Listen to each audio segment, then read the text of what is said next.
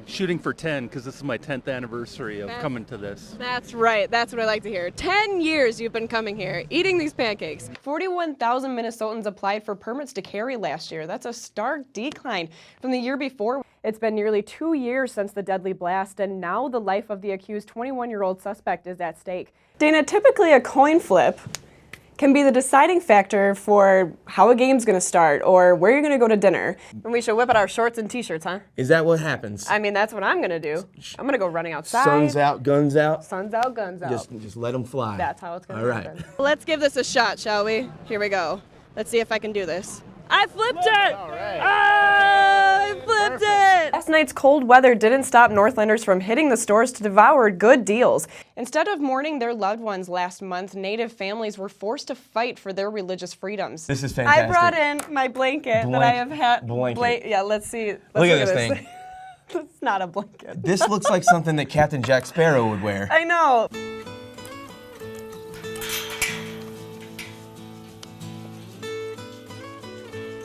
Come on, buddy. In the country, just outside of Duluth, lies a place where therapy Go ahead, switch arms. and laughter come together as one to help those facing life challenges find growth and healing through a connection with horses. Good boy. The folks that have some physical limitations, it's a good builder for their core strength and their balance. We've got nonverbal clients that work on their speech while they're here. North Country Ride, a nonprofit organization, has been a helping hand since 1982. We celebrated 32 years, and it's just keeps growing every year. We're gonna put it way up on his neck. We are here to help people with some kind of life challenge, try to overcome that even in a small way, using horses to help them get there. And they believe horses can help with more than just the physical needs. Any variety of confidence building, learning to respect the other people in the class, and definitely learning respect for the horses. It's all in the rider's tone of voice Waka. that proves progress is in session.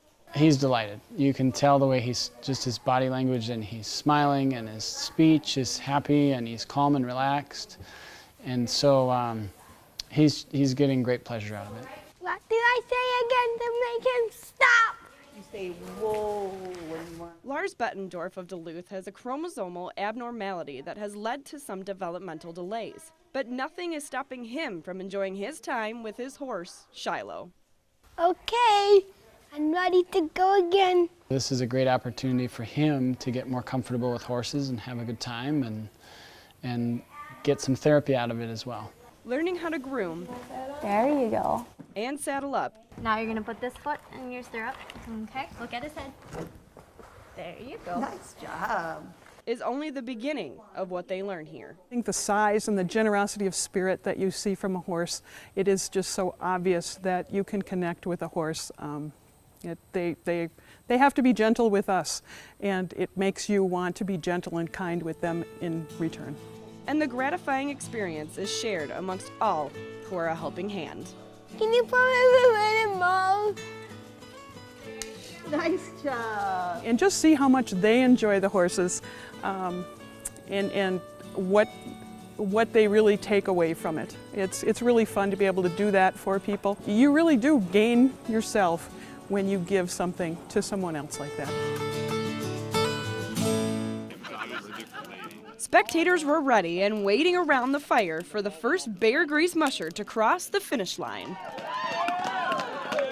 Ryan Anderson led his dogs to first place after completing a 319-mile course. And from the beginning, it was once again a close race. Nathan and I were kind of running together pretty much the whole way as far as run times went. And then just the last couple runs, I think he I ended up blowing through Sawbill, and I guess he chased me out of there. So I don't know if that was in his plan to do or if I got him off his game there or not. Through tough terrain and hilly landscapes, It was just to try to maintain a steady pace throughout the whole race was kind of my plan, and I think we kind of accomplished that. The snow did slow us down some, but not that much. Anderson was anxious to keep going. I kind of actually want to turn around and go back to Two Harbors, but The dogs are looking real good. They're happy. Anderson and Schroeder crossed the finish line 20 minutes apart, almost like they did back in 2011, where Anderson again took home the victory. I kind of went out, left Highway 2, and I thought to myself, I'll give the dogs about an hour and I'll try to pick them up to race, and they were all raced out, so we just coasted in. But the training for these dogs is not over just yet. I'll give the dogs whatever time they need to recoup, but probably a week, and then we'll start training off again real lightly. While Schroeder is getting his dogs ready for the Iditarod in March, Anderson will be getting his pups in gear for the UP 200 in Marquette, Michigan. We'll be racing now pretty much every other weekend until the end of March, so there are going to be some tired dogs come April 1st, so they'll need some little R&R. And the one and only bear grease is a reminder of the friendly competition between two friends. I have a lot of respect for Nathan's dog team, and especially what he did in Iditarod last year, and to just be able to compete with them is I think, a good accomplishment.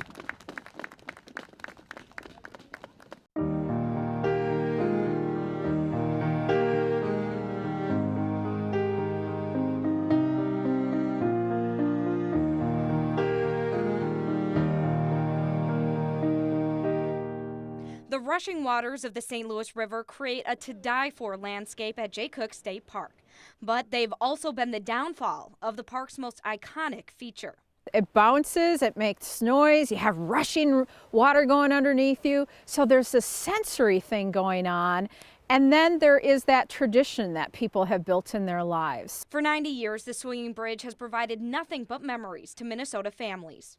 All these families will come in, you know, their family members and friends come to visit them. They'll drive them down to Jay Cooke, and you got to come see the bridge. The first version of the bridge was built in 1924.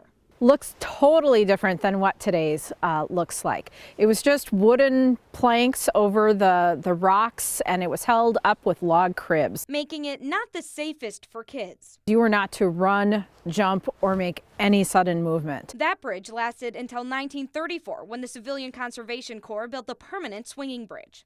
Problem with us building bridges is we've never really built it high enough. So that one only lasted for 5 years before floods damaged it enough that they decided they needed to rebuild it. In 1940, the bridge was raised, but the second largest flood on record completely destroyed the bridge in 1950. That is the longest that the bridge has ever been closed. From 1950 to 1954, we just had those stone columns hanging out there in the middle of the river, but you couldn't actually cross across the river. In 1954, the CCC made their next attempt, and this one stuck.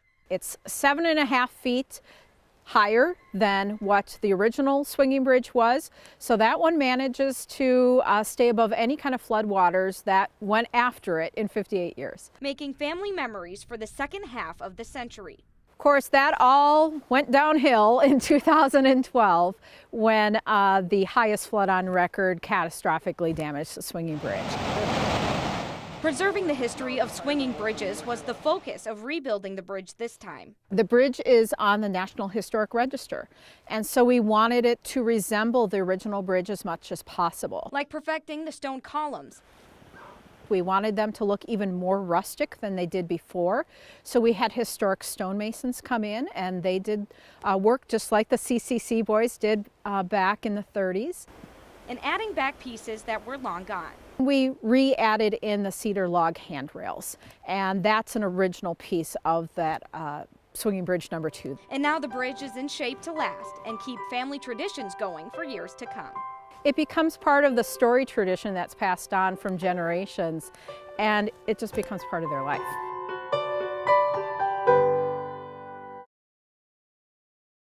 Before I get strapped up and gloves on, he got me a little warmed up, Rocky style.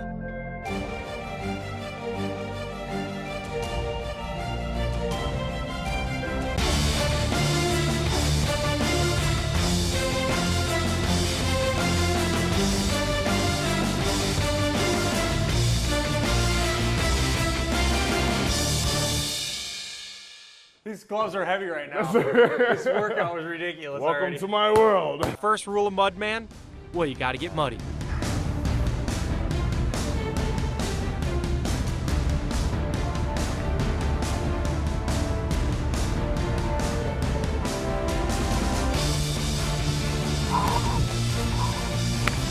First obstacle time.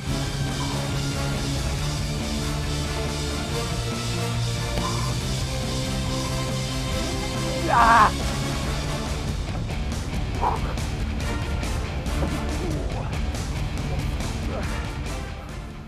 Whoa! Woo! Oh! Oh! On to obstacle 2.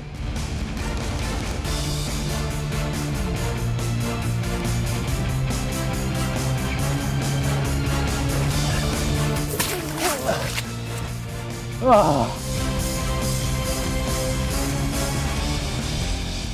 Let's go, Johnny! Ah! All right, what's next? Okay, climb down that cargo net, run up that valley. Really?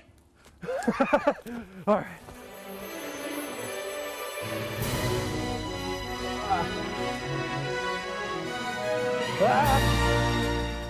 Don't let go. Oh.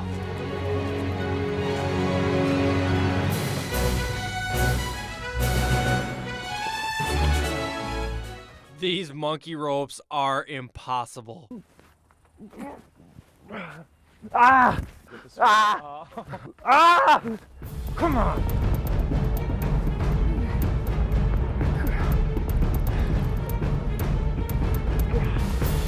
Fight! Come on! Come on! Ah! Dude! That's so hard!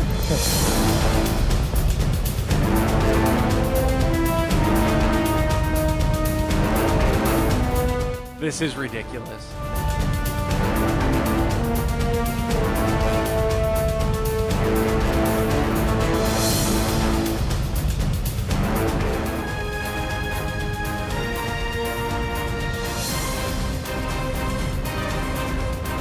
Ah! Come on, baby!